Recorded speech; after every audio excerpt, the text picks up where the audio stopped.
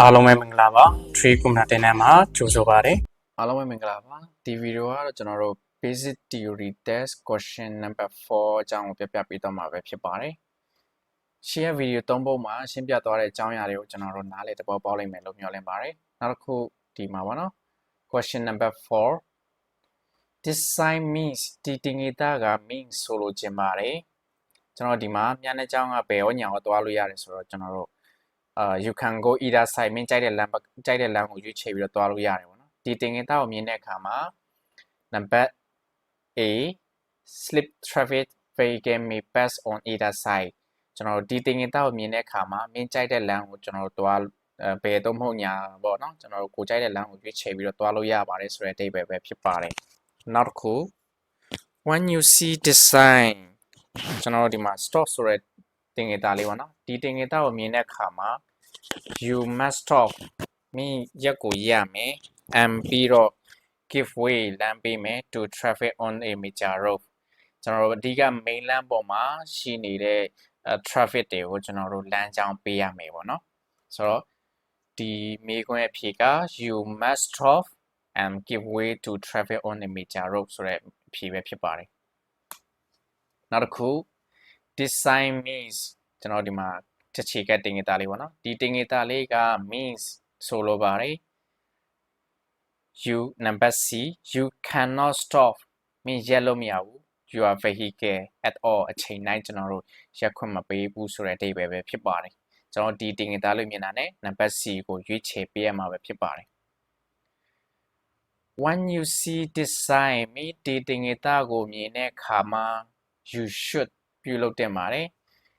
ကျွန်တော်ဘယ်ဘက်ကိုကိုယ်ဖို့ကျွန်တော်ခွင့်မပြုဘူးပေါ့နော်အနုတ်တင်ငင်တာလေးနဲ့ပြထားရဆိုတော့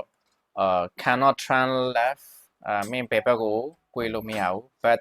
you may go straight or turn right ရှေ့တဲ့သွားလို့ရတယ်ဒါမှမဟုတ်ရင် or turn right ညာဘက်ကိုကိုယ်လို့ရတယ်ပေါ့နော်ဆိုတော့ when you see this sign you cannot turn left but may go straight or turn right ဆိုတဲ့အဖြေကိုကျွန်တော်ရွေးချယ်ပေးရမှာဖြစ်ပါတယ်။မှတ်ထားဖို့ကကျွန်တော်ဒီတင်ငင်သားမြင်တာနဲ့မင်းဘယ်ဘက်ကို꿰လို့မရဘူးဆိုတဲ့စာသားကိုကျွန်တော်လိုက်ရှာပါတော့။အဲဒါဆိုမှန်သွားလိမ့်မယ်။နောက်တစ်ခုon see this sign မိဒီတင်ငင်သားလေးမြင်တဲ့အခါမှာ you should ပြုလုပ်တင်ပါတယ်။ဒီတင်ငင်သားလေးကကျွန်တော်ဘာလဲဆိုတော့ level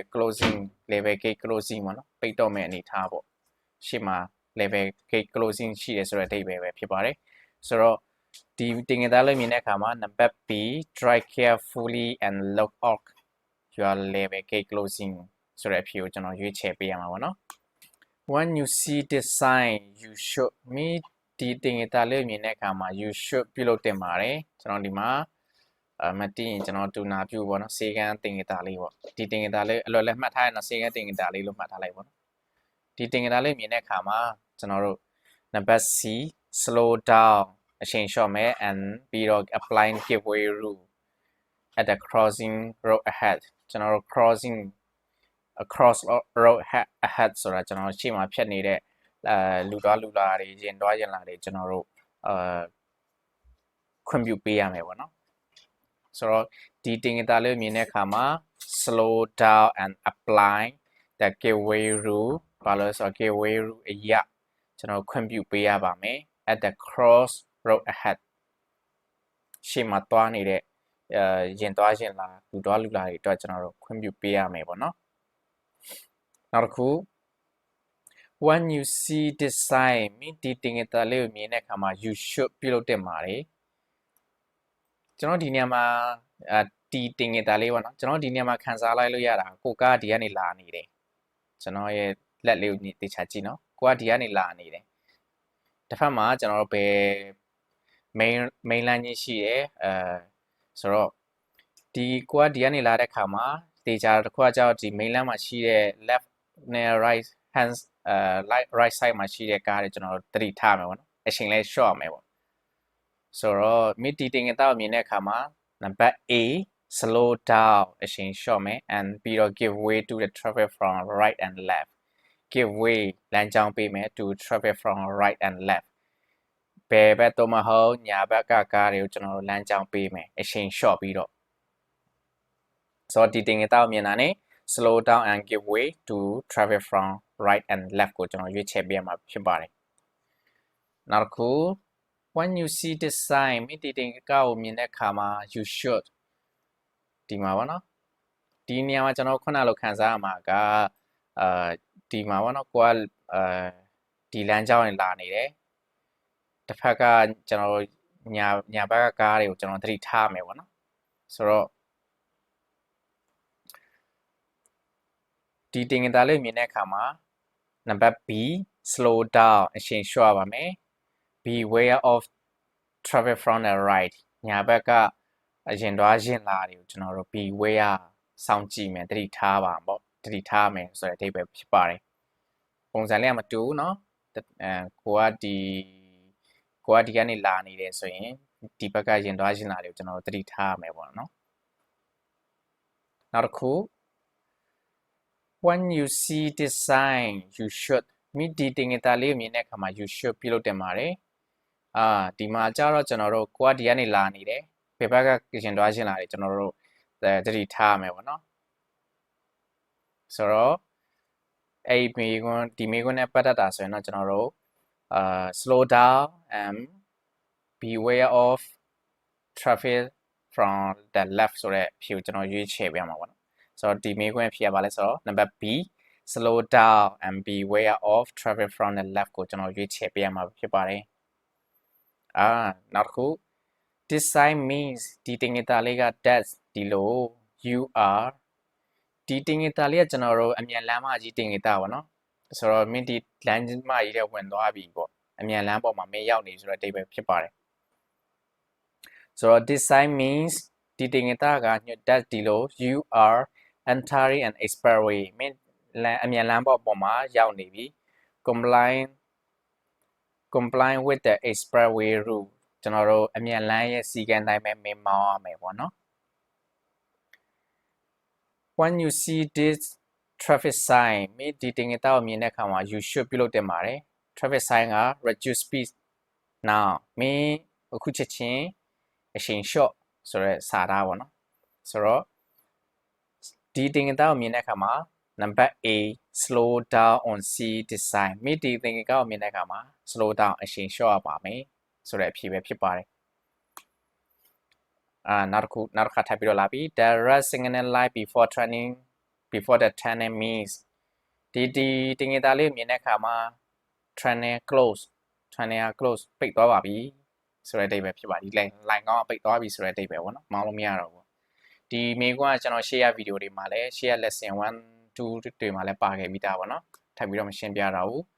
when you see this sign ဒီကလည်းကျွန်တော်တို့ရှေ့မှာပါလာပြီးသားလူလာတွေကိုကျွန်တော်လမ်းကြောင်းပေးရမှာပေါ့နော် when you see this sign you should slow down and be prepared to stop for presentation to cross the road ဒီကလည်းကျွန်တော်တို့ရှေ့မှာပါခဲ့ပြီးသားဆိုတော့ထွေထွေမရှင်းပြတော့ပါဘူးဒီကောင်လေးလည်းပါလာပြီးသားပေါ့နော် when you see this sign မိဒီတင်ငယ်တောက်မြင်တဲ့အခါမှာ you should ပြုလုပ်တင်ပါတယ်ဒီကောင်ကကြောက်ကျွန်တော်တို့ကလေးငယ်လေးတင်ငယ်တောက်ပေါ့နော် school children ဒီတင်ငယ်သားလေးဖြစ်ပါတယ် when you see this sign you should slow down and drive carefully beware of children crossing the road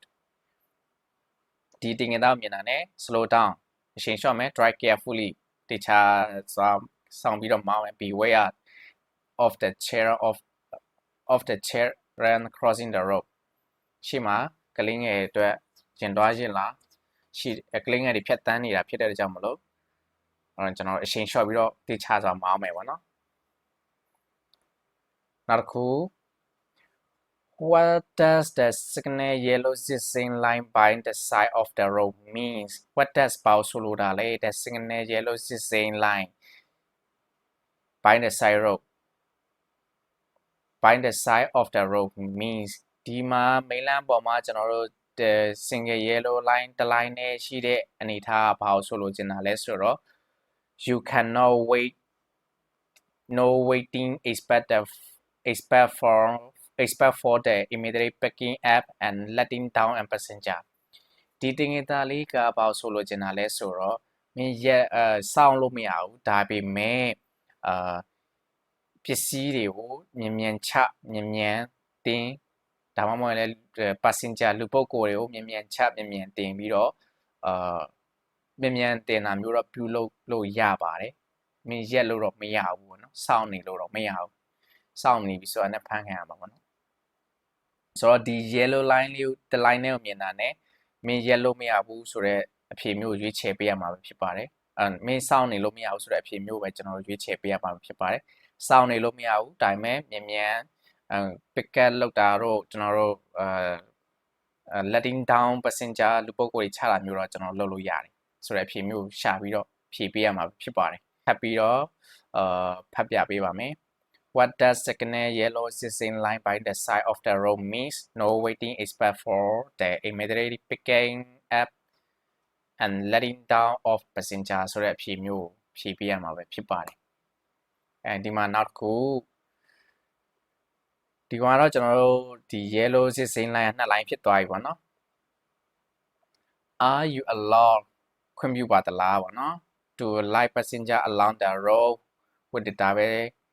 yellow existing line ကျွန်တော် passenger တွေကိုကျွန်တော်တို့ဒီလမ်းပေါ်မှာကျွန်တော်တို့ချဖို့ခွင့်ပြုဒီဒါပဲ yellow existing line မှာ passenger တွေကိုကျွန်တော်တို့ခွင့်ပြုချဖို့ခွင့်ပြုပါသလားပေါ့နော် no ခွင့်မပြုပါဘူးနောက်တစ်ခု which of these traffic lights means which of these traffic lines mean go for straight and right train vehicle ဆိုတော့ဒီအောက်မှာပြထားတဲ့တင်ငယ်သားတွေကကျွန်တော် go straight နဲ့ turn right ပြုလုပ်ဖို့အတွက်ဘယ်တင်ငယ်သားမှန်တယ်လဲပေါ့နော်ကျွန်တော်တို့ go straight and turn right ဆိုတော့ကျွန်တော်မီးစိမ်းနှစ်ခုရှိတဲ့နေရာကိုကျွန်တော်ရှားမယ်ပေါ့နော်ဒီမှာမီးစိမ်းမီနီတွားလို့မရဘူးမီးစိမ်းမီနီ also တွားလို့မရဘူးဒီမှာမီးနှစ်ခုလုံးစိမ်းနေတယ်ပေါ့နော် go straight and turn right ဆိုတဲ့တင်ငယ်သားကို number C ကိုကျွန်တော်ရွေးချယ်ပေးရမှာဖြစ်ပါတယ်ဒီတင်ငယ်သားလေးကကျွန်တော်တို့မေကွန်း number 3မှာပါလာပြီးသားပေါ့နော်ဒီမှာတော့ကျွန်တော်တို့ရွေးချယ်ခိုင်းတာဒီမေကွန်း number 3မှာကြာတော့ကျွန်တော်တို့ဒီဘက်မှာတင်ငယ်သားလေးပါလာပြီးသားဆိုတော့ question number 3မှာကျွန်တော်တို့ပြန်ပြီးတော့ကြည့်လို့လည်းရတယ်နောက်တစ်ခု one approaching a traffic light signal that has turned to amber you should မင်းချင်းကလာတဲ့ချိန်မှာကျွန်တော်တို့ဒီ signal turn လမ်းစုံမှာရှိတဲ့မီး point လေးကကျွန်တော် amber အဝိုင်အလိမ်မော်ရောင်ပြောင်းလဲသွားပြီးအဝိုင်ရောင်ပြောင်းလဲသွားပြီးဆိုရင် you should ပြုလုပ်တင်ပါတယ် slow down and stop slow down အချိန်လျှော့မယ် and ပြီးတော့ stop ရပ်ပေးရပါမယ်နောက်တစ်ခု when the amber traffic light is flashing continually amber traffic light ကျွန်တော်တို့ဒီအဝါရောင်မီးပွိုင်လေးကflashing continually ကျွန်တော်တို့ပုံမှန်တိုင်းပဲကျွန်တော်တို့ flash ပြနေတယ်ဆိုရင် you should ပြုလုပ်တင်ပါတယ် slow down and proceed with caution ဆိုတဲ့အဖြစ်မျိုးကျွန်တော်ရွေးချယ်ပေးရမှာပါနော် when the amber traffic light signal is flashing you should ဒီကလည်းခုနမေကွန်မျိုးနဲ့ခက်စင်စင်ပါပဲ number B slow down and look out for other vehicle before proceeding ကျွန်တော်မင်းဆက်မသွားခင်မှာအချိန်လျှော့မယ်တခြားကားတွေကိုကျွန်တော်စောင့်ကြည့်ရမယ်ပေါ့စောင့်တခြားကြည့်ပြီးတော့ကျွန်တော်တို့ရှေ့ကိုဆက်သွားတင်နေဆိုတဲ့အဖြေမျိုးပဲဖြစ်ပါတယ် when the amber traffic light signal is flashing you should slow down and look out for other vehicle before proceeding ကိုကျွန်တော်ရွေးချယ်ပေးရမှာဖြစ်ပါတယ်ဒီမှာပေါ့နော်ကျွန်တော် policeman ကရက်နေတယ်ဒီ policeman ရက်နေတာကလက်ကအောက်ကိုချနေတာဆိုတော့သူရှေ့နောက်ကားတွေတော့ကျွန်တော်ရှေ့နဲ့နောက်ကကားရက်မယ်ပညာကားတွေတော့ကျွန်တော်သွားလို့ရတယ်ပေါ့နော်ဆိုတော့ the signal of this policeman mean vehicle approaching number C on his right and left to go သူရဲ့ဘယ်ညာကားတွေသွားလို့ရတယ် ဆိုတဲ့အဓိပ္ပာယ်ပဲဖြစ်ပါတယ်နောက်တစ်ခု The signaling of this policeman means vehicle approaching ကျွန်တော်တို့ဒီမှာကြည့်လိုက်အောင်နော်ညာဘက်ကလက်ကိုကျွန်တော်တို့ထောင်ထားတယ်ဘက်ဘက်ကလက်ကိုကျွန်တော်ချထားတယ်ဆိုတော့ညာဘက်ကကားတွေရက်မယ်တူရှေ့နောက်ကားတွေရက်မယ်ဆိုတဲ့အဓိပ္ပာယ်ပဲဖြစ်ပါတယ်မှားတတ်တယ်နော်ကျွန်တော်လက်ကိုကြည့်ပြီးတော့ကျွန်တော်မှားတတ်တယ်နော်သတိထားပါမယ်ဆိုတော့ the signal of this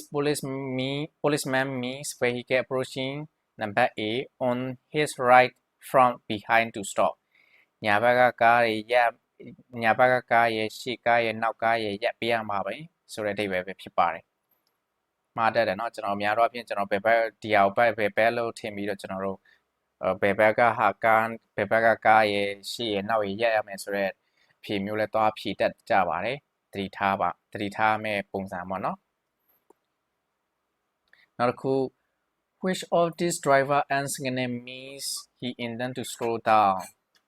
ကျွန်တော်ဒီပုံမှာပြထားတာကဒီပုံသုံးပုံမှာဘယ်တင်ငတာက slow down အချိန်လျှော့ဖို့ညွှန်းချင်တာလဲကျွန်တော်တို့အပေါ်အောက်လက်ရန်ပြနေရဆိုတော့သူအချိန်လျှော့တဲ့တင်ငတာပေါ့နော်ဆိုတော့နံပါတ် C ပဲဖြစ်ပါတယ်နောက်တစ်ခု when a motorcyclist tries to overtake you on the left when the motorcyclist ဆိုင်ကယ်မောင်းသမားက try ကြိုးစားနေတယ် to overtake ကျွန်တော်မင်းကိုကြော်ဖို့ကြိုးစားနေတယ် on the left ဘယ်ဘက်ကနေပေါ့နော်ဒီလိုအနေထားမျိုးမှာဆိုရင်တော့မင်း you should ပြုလုပ်တင်ပါတယ်နံပါတ် B reduce your speed မင်းအချိန်ကို short လိုက်ပါ and ပြီးတော့ assist the rider to overtake safety assist ကိုညီပေးလိုက်ပါ the rider ဆိုတာကျွန်တော်တို့ဆိုင်ကယ်မောင်းသမားကို to overtake ကြော်ဖို့အတွက် assist ကိုညီပေးလိုက်ပါဘယ်လိုအနေထားမျိုးလဲဆိုတော့ safety အနေကင်းနဲ့ဆိုတော့ဒီမေးခွန်းအတွက်ဆိုရင်နံပါတ် B reduce your speed and assist the rider to overtake safety ကိုကျွန်တော်ရွေးချယ်ပေးရမှာပဲဖြစ်ပါတယ်နောက်တစ်ခု when another vehicle is overtaking you when another vehicle အခြားကားက is overtaking you မင်းကိုကြော်နေတယ်ဆိုရင် you should ပြုလုပ်တင်ပါတယ်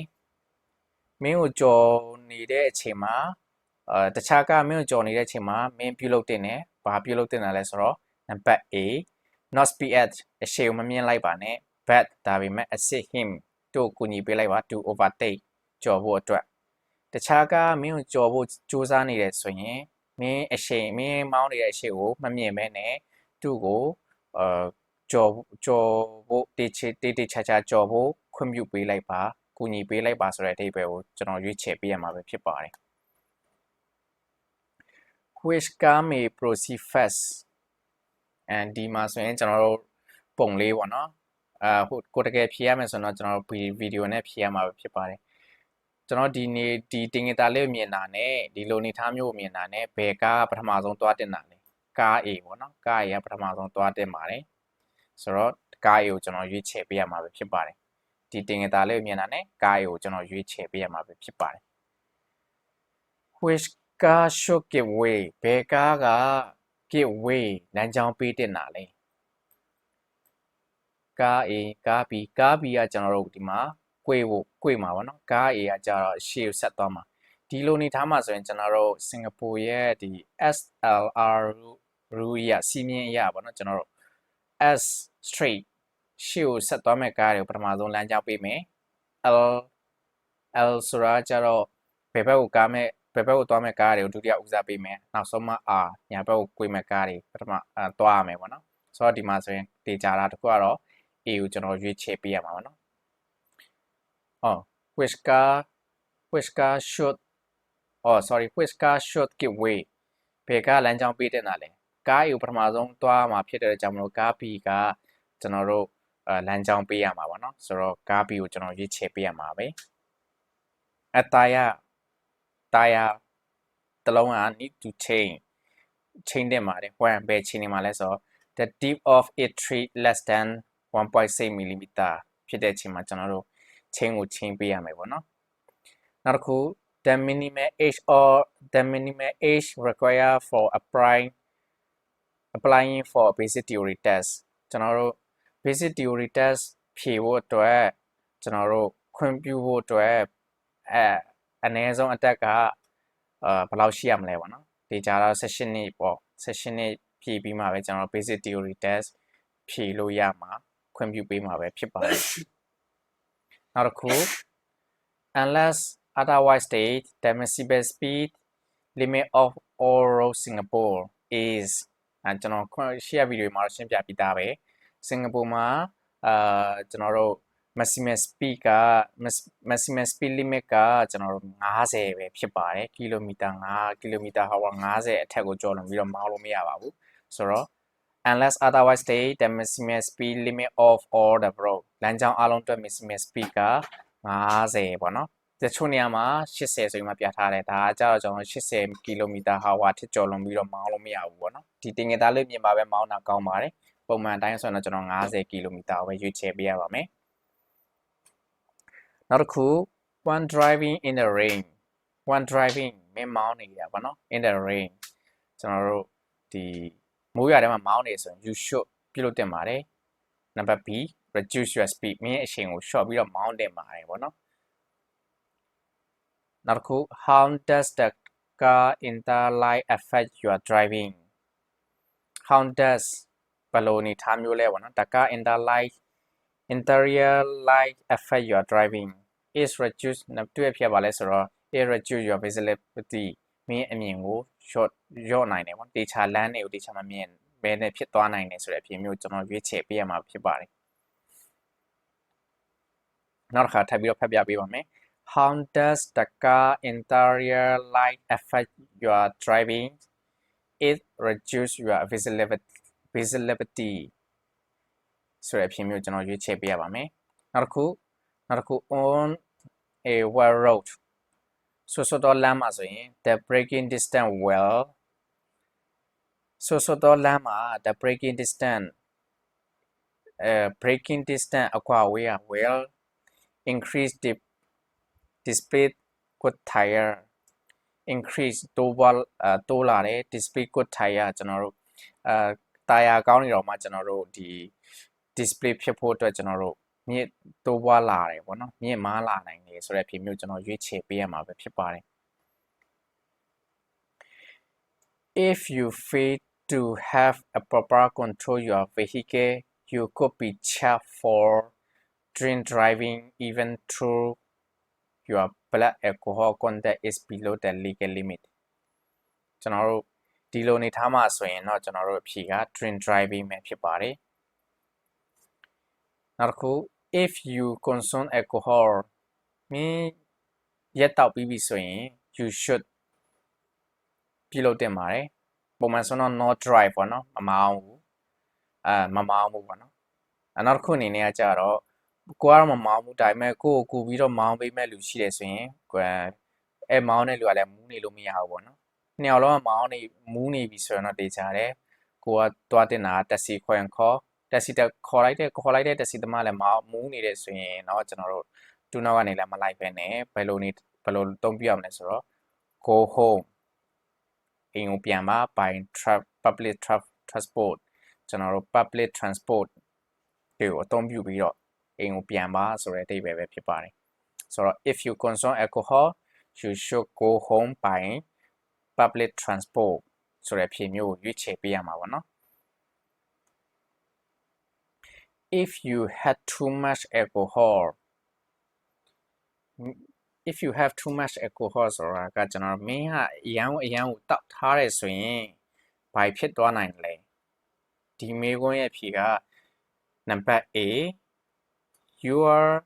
ability to drive is impaired your main ability to drive is impaired improve ဆိုတာတိုးပွားလာတာဒီနေရာမှာကျတော့ကျွန်တော်တို့ဒီ impaired ပေါ့နော် impaired ဆိုတာကျတော့ကျွန်တော်တို့ your ability to drive impaired ဆိုတာချို့ယွင်းသွားတယ်ဆိုတဲ့အဓိပ္ပာယ်ဖြစ်ပါတယ်ဆိုတော့မင်းမှာအရန်ကို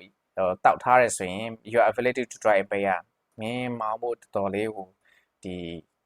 မင်းမောင်းတဲ့အခါမှာတော်တော်လေးချို့ရင်သွားနိုင်တယ်ဆိုတဲ့အဓိပ္ပာယ်ပဲဖြစ်ပါတယ်when passing the stationary bus at the bus stop ပေါ့နော် when passing မင်းဖြစ်သွားတဲ့ချိန် the stationary bus at the bus stop မင်းဖြတ်သွားတဲ့ချိန်ဒီ stationary bus at the bus stop မှာ stationary bus ကလည်းဒီရက်ထားတယ်သူထွက်ခွာဖို့ပြုလုပ်နေတယ်ဆိုရင်တော့ you should ပြုလုပ်တင်ပါတယ်ဘာပြုလုပ်တင်တာလဲဆိုတော့ number C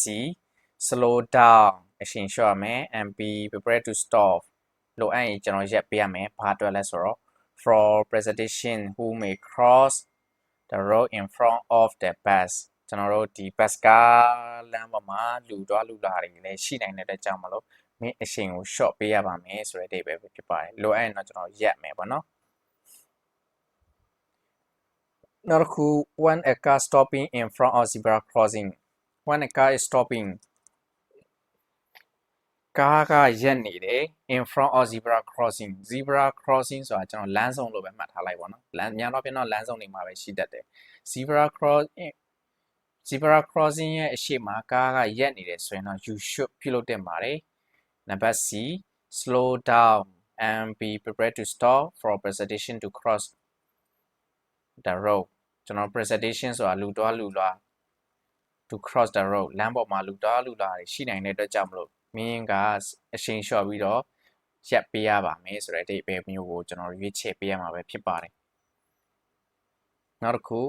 motorcycling will often look over their right shoulder ကျွန်တော်ညာဘက်ပခုံးကနေသူတို့ကမကြာခဏကြည့်နေပြီဆိုရင်တော့ just before turning right ညာဘက်ကိုမကွေ့ခင်မှာသူကညာဘက်ပခုံးကနေပြီးတော့သူခေါင်းကိုခဏခဏလှည့်ပြီးတော့ကြည့်နေတယ်ဆိုရင်တော့ it is ဒီရာက because ဖြစ်ပါတယ် number B they need to check for traffic their blind area သူတို့မမြင်နိုင်တဲ့အနေအထားမျိုးတွေကိုကျွန်တော်တို့ check ဖို့လိုအပ်လို့ပဲဖြစ်ပါတယ်ဆိုတဲ့အဓိပ္ပာယ်ကိုကျွန်တော်တို့ရွေးချယ်ပေးရမှာဖြစ်ပါတယ်နောက်တစ်ခါထပ်ပြီးတော့ဖတ်ပြပေးပါမယ် motorcyclists will often look over their right shoulder just before turning right this is because they need to check for traffic in their blind area ပေါ့နော်တေချာတာတစ်ခုကတော့ညာဘက်ကို꿰ချင်တာလည်းဖြစ်နိုင်တယ်ပေါ့နော်ညာဘက်ကို꿰ချင်တာလည်းဖြစ်နိုင်တယ်ဒါပေမဲ့ဒီမှာတော့ဒီအောက်မှာပေးထားတာကကျွန်တော်ညာဘက်ကို꿰ပါဆိုရဲမပါလာတဲ့အတွက်ကြောင့်မလို့တူနဲ့တင်တော်ဆုံးဖြေက they need to check for traffic in their blind area ကိုကျွန်တော်ရွေးချယ်ပေးရမှာပဲဖြစ်ပါတယ် the 2-second rule for the 2-second rule of safe following distance applying to all vehicle traveling F 2-second rule ကဘယ်လိုအနေထားမျိုးမှာအမြဲတမ်းသုံးတင်တာလဲဆိုတာကကျွန်တော်တို့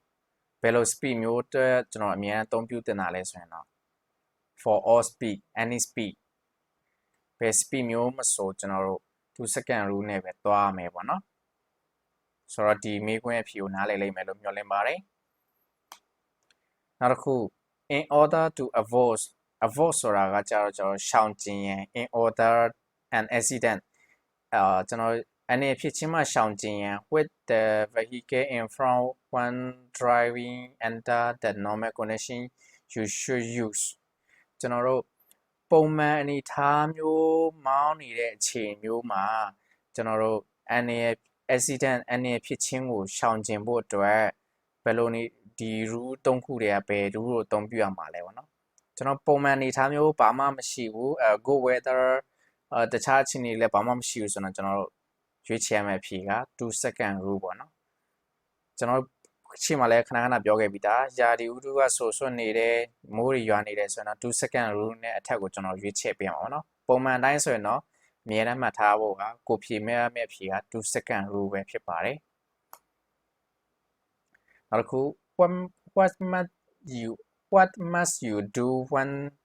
a police vehicle with its serial on is behind you what must you do မင်းပြုလုပ်တင်ပါတယ်ပြုကိုပြုလုပ်ရပါမယ် one police vehicle with a series on police vehicle ရဲကားက with a series on အော်ဆွဲတန်နဲ့တူ on is behind you မင်းရဲ့နောက်မှာအော်ဆွဲတန်နဲ့တူလာနေပြီဆိုရင်တော့မင်းပြုလုပ်ပေးရပါမယ်ဒီမေးခွန်းဖြေရပါလဲဆိုတော့ number B slow down အချိန်လျှော့မယ် and move to the side လွတ်တဲ့လမ်းဘက်ကိုကျွန်တော်ရွေ့ပေးရမယ်ပေါ့နော်ရဲကားပဲဖြစ်ဖြစ်ရေးပေါ်ကားပဲဖြစ်ဖြစ်ကျွန်တော်တို့မီးတက်ကားပဲဖြစ်ဖြစ်ကျွန်တော်တို့ကိုယ့်ရဲ့နောက်ကျောမှာအော်ဆွဲတန်းနဲ့တူလာနေပြီဆိုရင်တော့အချိန်လျှော့မယ်ပြီးရင်လွတ်တဲ့ဘက်ကိုကျွန်တော်တို့အမြင်မြန်ဆန်ဆန်ရွှေ့ပေးရမှာပေါ့နော်ဒီဖြေမျိုးပဲကျွန်တော်အမြင်တမ်းဖြေပေးရမှာပဲဖြစ်ပါတယ်နောက်တစ်ခု if you are in doubt of the depth of flow water whether possible to vehicle ကျွန်တော်မင်းဒီရေကြီးရေရှမ်းဖြစ်နေတဲ့အချိန်မှာမင်းကားကိုဖြတ်သွားပြီးပြီဆိုရင်တော့ you should ပြုလုပ်တင်ပါတယ်တဲ့ take alternative rock ရှောင်ကျင်ပါနော်မဖြတ်တာအကောင်းဆုံးပဲကျွန်တော်တို့ရေတအားကြီးနေတယ်ဆိုရင်တော့ကျွန်တော်တို့ဒီလုံးဝကိုမဖြတ်ဖဲနဲ့ဒီကိုရှိနေလမ်းမှာပဲစိတ်ရှိရှိနဲ့ရက်ပေါ့နော်ဆိုတော့ဒီမေးခွန်းအတွက်ဒီ take an alternative rock ဆိုတဲ့ဖြေမျိုးကိုဖြေဖို့အတွက်ဆိုရင်ကိုကအလွယ်တကူမှတ်ထားဖို့က whether possible to vehicle ကိုမြင်တာနဲ့ပေါ့နော်ဒီမှာကွန်းစာကွန်ပိတ်လေးနဲ့ကိုကသွားပြီးတော့ဖြေနေတဲ့အချိန်မှာ whether possible to vehicle ကိုမြင်မှကွန်းစာကွန်ပိတ်လေးနဲ့မြင်မှကျွန်တော်တို့ take an alternative rock ကိုကျွန်တော်ရွေးချယ်ပေးရမှာဖြစ်ပါတယ်ထပ်ပြီးတော့ပြောပေးမယ်နော်အမြဲတမ်းမှားတတ်ကြတယ်ကျွန်တော်တို့သွားဖြေကြတဲ့လူတွေအကုန်လုံးအမြဲတမ်းမှားတတ်ကြတယ်ဒီပါလဲ drive through as quickly as possible မြန်မြန်ဆန်ဆန်မောင်းပါ drive through slowly မောင်းပါ drive through slowly fast gear ကျွန်တော်ပုံ fast gear နဲ့ကျွန်တော်ပုံမှန်ဖြည်းဖြည်းလေးမောင်းပါဆိုပြီးမှအမြဲတမ်းဖြည့်တတ်ကြတယ်ဒီမေးခွန်းနဲ့ခက်စင်စင်လေးရရှေ့မှာလည်းပါလာပြီးသားရှိတယ်ပေါ့နော်ဆိုတော့ကျွန်တော်မအောင်ကြံပေးချင်တာက whether ကွန်းစာကွန်ပိတ်နဲ့ whether possible to vehicle ကိုမြင်တာနဲ့ကျွန်တော်တို့take an alternative rock ကိုကျွန်တော်တို့ရွေးချယ်မှာပေါ့နော်ကိုက translate လုပ်ဖို့တာကိုခက်ခဲနေပြီဆိုရင်တော့ကျွန်တော်ရှေ့ခုပြောတဲ့နည်းတိုင်းပဲကျွန်တော်မှတ်ထားလိုက်ခြင်းအပြင်ကျွန်တော်တို့မမားနိုင်တော့ဘူးနော်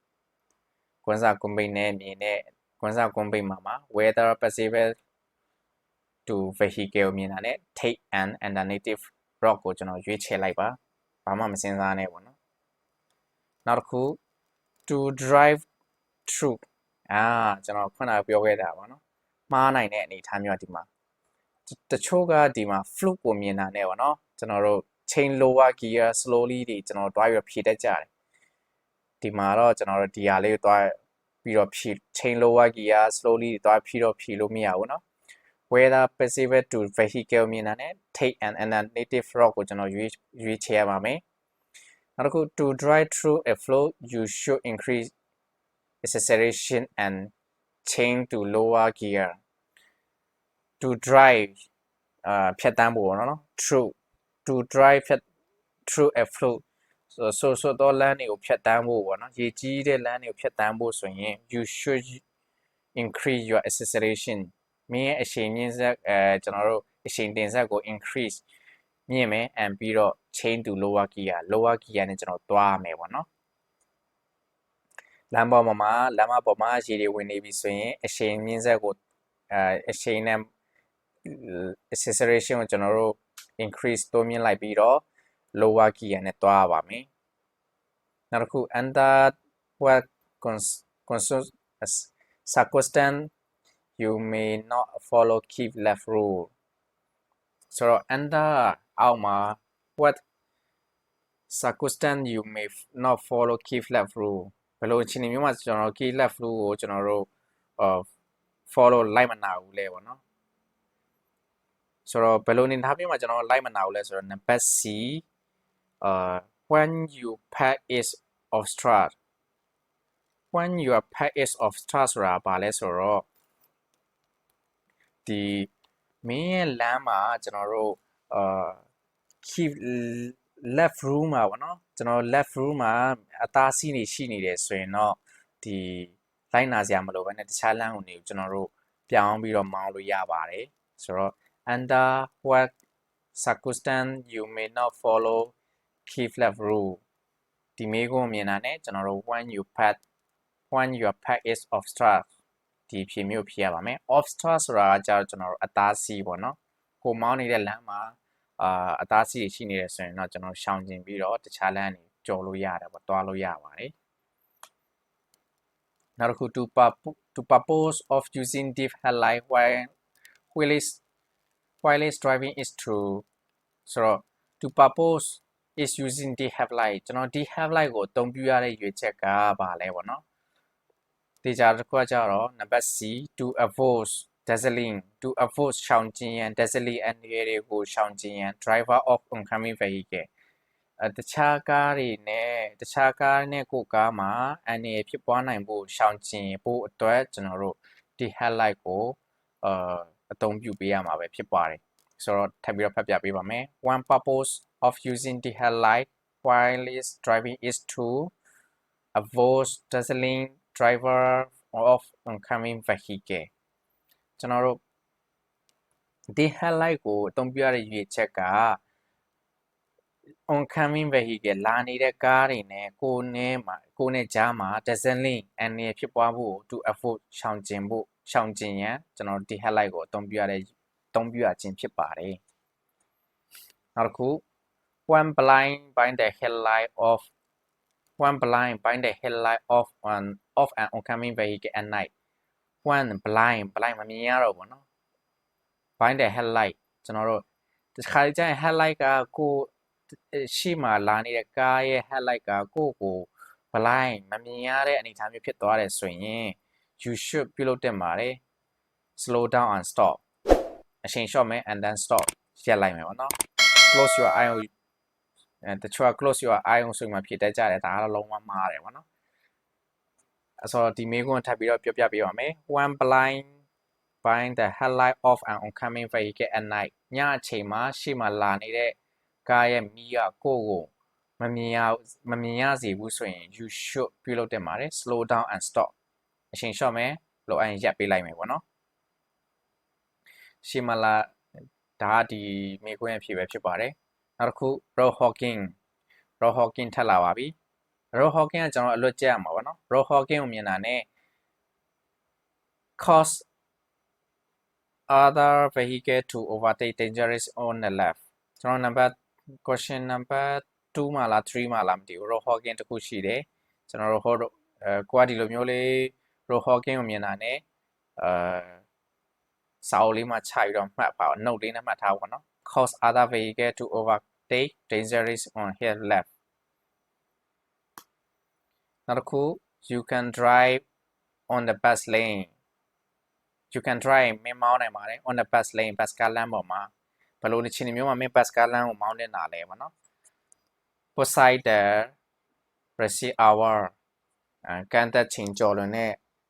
သူတို့ကန်တက်ထားတဲ့အချိန်ကျော်လွန်တဲ့အနေထားမှာမင်း bus ကားလမ်းပေါ်မှာမင်းမောင်းလို့ရပါတယ်ပေါ့နော်နောက်တစ်ခု seat belts must be worn at all time by seat belts ကျွန်တော်ထိုင်ဝင်ကပတ်တွေကိုကျွန်တော်တို့ at all time အချိန်တိုင်း one ဝတ်ဆင်တင်ပါတယ်ဘယ်သူတွေကဝတ်ဆင်တင်တာလဲ the driver as well as the passenger driver ရှင်မောင်းကိုယ်တိုင်ကတော့ဝတ်ရမယ် passenger လည်းကျွန်တော်တို့ဝတ်ရမယ်ဆိုတဲ့အဖြစ်မျိုးကျွန်တော်ရွေးချယ်ပေးရမှာဖြစ်ပါတယ်ဆိုတော့ seat belts must be worn at all time by number C the driver as well as the passenger driver or passenger ကိုကျွန်တော်တို့အမြဲတမ်းဝတ်ရပိုင်းပေါ့နော် driver only လည်းမဟုတ်ဘူး passenger only လည်းမဟုတ်ပါဘူးဆိုတော့ထိုင်ဝင်ကပတ်ကို driver ရော passenger ရောဝတ်ရပါမယ်ဆိုတဲ့အဓိပ္ပာယ်ပဲဖြစ်ပါတယ်ဆိုတော့ဒီမေးခွန်းဖြေက number C seat belts must be worn at all time by the driver as well as the passenger ဖြစ်ပါတယ်ဆိုတော့ဒီဗီဒီယိုလေးမှာရှင်းပြသွားတဲ့ basic theory test question number 4အကြောင်းကိုနားလည်သဘောပေါက်လိမ့်မယ်လို့မျှော်လင့်ပါတယ်နောက်ဗီဒီယို basic theory 5မှာပြန်ပြီးတော့တွေ့ပါမယ် တခုခုတည်ကျင်တာရှိရင်ကျွန်တော်တို့ဒီဗီဒီယိုရဲ့အောက်က comment မှာကျွန်တော်တို့မေးမြန်းနိုင်ပါတယ်ကျေးဇူးတင်ပါတယ်